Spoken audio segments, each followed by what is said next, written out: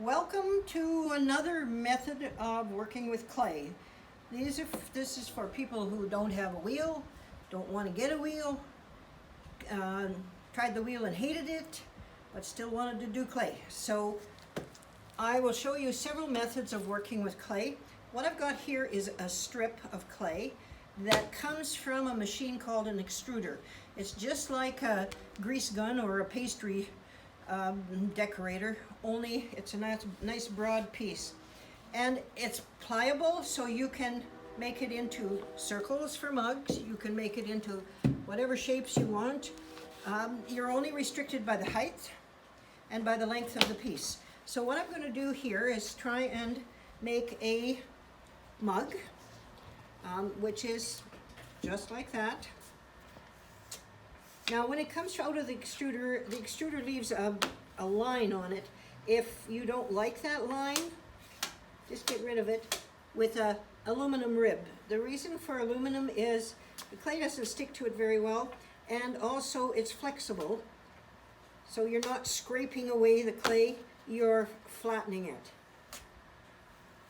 Now to cut clay, I use either a needle tool or a scalpel that becomes dull, and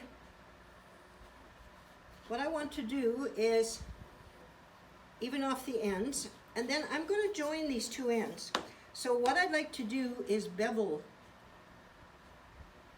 this, and you can buy things that bevel. I just kind of eyeball it. Now I've beveled this side, and I've learned I have to flip it before I bevel the other one, otherwise I got a mistake. And I don't like mistakes, especially if I make them. Now, when I put these two together, you can see your two beveled edges go nicely together. So, next step, you need to use slip. This is just the clay that you use, only watery and squishy. And it is the glue that holds things together. I will just borrow a brush from here. I see that these are carefully washed before they were put away. Potters are really bad for that, especially if you have your own studio and nobody complains. Now you can score pieces, which is just making lines on them. There are several tools that just have a little kind of a little teeth on it. You can use a comb, you can use anything. You can use, I know some people use the needle tool. I quit using the needle tool because I found that in some cases I went too deep and left a little air bubble, which didn't serve me well. So now I will put slip here.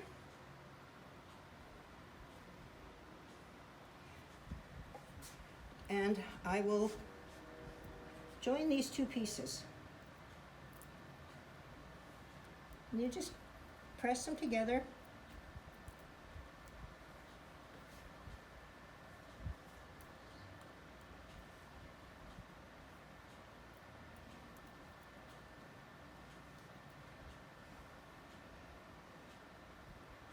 Then you can take your rib and smooth over your join. You can use your sponge, which is over there.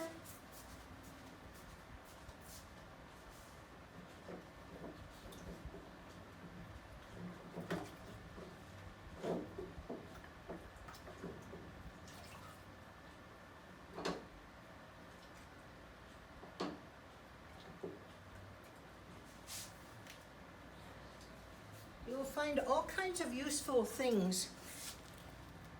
Walmart, in the makeup division. These are excellent little sponges for, you use the, what I call the bum part of the heart, for smoothing your rims. You can, when you put the handle on, you can use it for getting your slip out from there. Okay. Now, this is not perfectly round, and what I forgot to bring was a paper cup. Are there any paper cups around this studio? So well cleaned that I doubt. I think so. Anyway, you would find something that's round and too big. Sort of almost. That one's too big.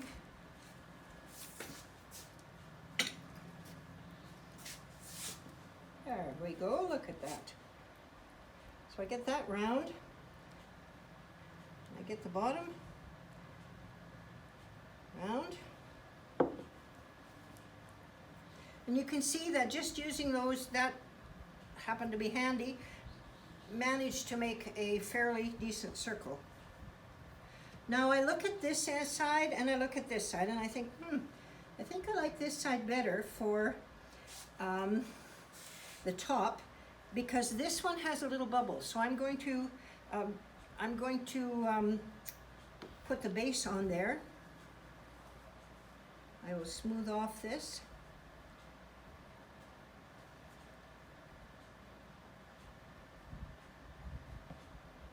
And then I will take another piece here that's a slab sitting in the draft. It's not doing it good. And I set this on. I'm going to cut a base. And that's going to be, I just try and say 1/4 of an inch away or so.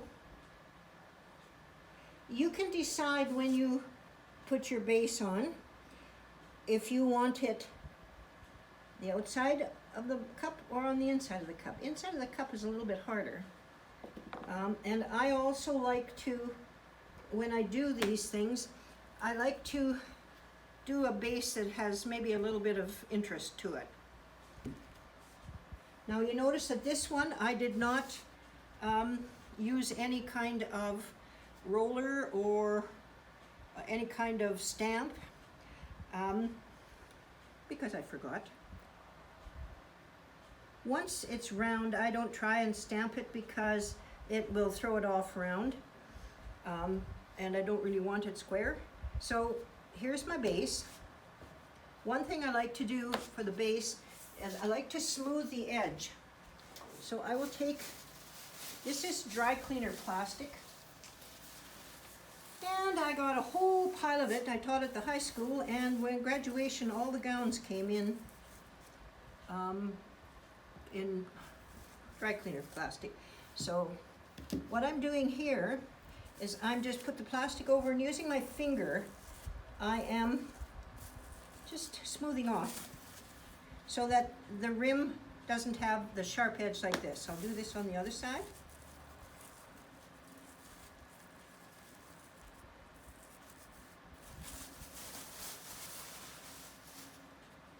Now what I will do is I will take my scoring tool. I will score the base here, and I will do some scoring on here. The reason you score is so that the clay, you're not putting clay on too smooth surfaces. So this gives it some bite or some grip. The thing I think of when I do this is the fact that when you prime a wall for painting, what you're doing actually is providing a tooth for the paint to stick to. I didn't know that, but some paint guy told me that. At first I didn't believe him, so I went home and researched it, and it's right. I didn't go back and tell him he was right, though. Okay, now I take this and I tap it, and then you see that the base is attached. A little bit of adjusting here, and then I decide, okay, do I want to cut it right back? I could do that. I could take my needle tool and cut along here and have that kind of a base. Or I could take my needle tool and I can make a few grooves. I like to do it in 3s.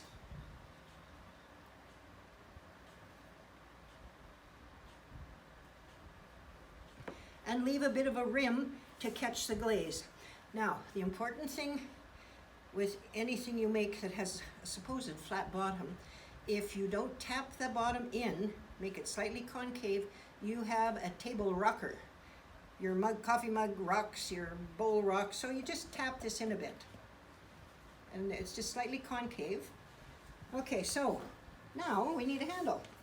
You say, well, you know, I mean, really, couldn't I just have a water glass? I said, well, you could if you want. So I'm thinking, how much do I need? Probably about that much. So I cut a strip. What I like to do, and I usually use a ruler at home, I cut a strip that's like this.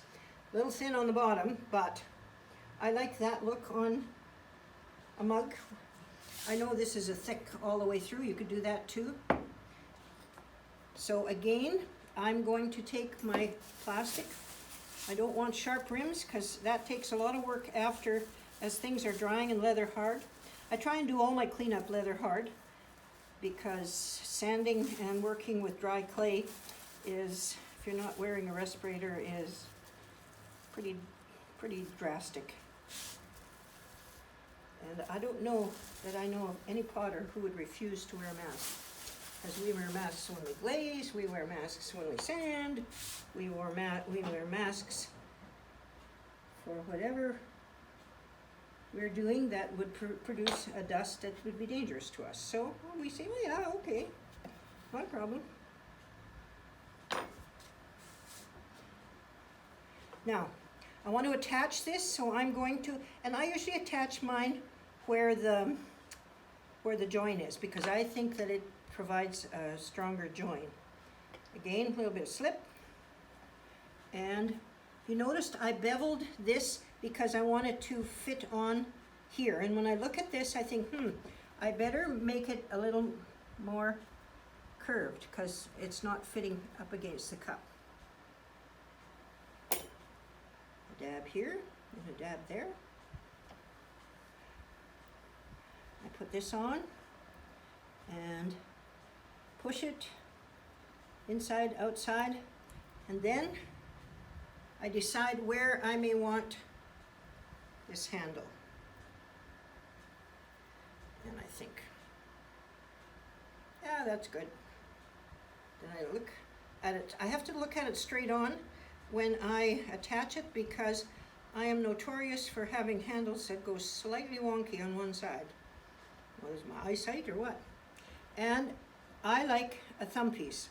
So I have a multitude of things, God bless Amazon, that I can use for thumb pieces. So all I do, whoops, let's change that. What I do when I'm thinking, I put plastic over and I cut through the plastic. And if you'll notice the difference of the edge, that's a nice rounded edge. This is a sharp edge on two sides. So this one is going to require less cleaning. And I look at this and I think, no, goodness sakes, that's way too small for my mug. So I go back to my graduated ovals. I take the next one. Cut through the plastic.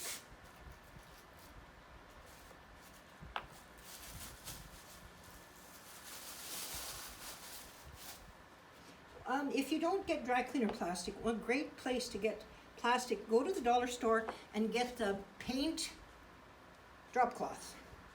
I've never seen such thin paint drop cloth in my life, but it sure works good for pottery. Again, if I forget to tell you, you just slip. Okay, I put the thumb piece on.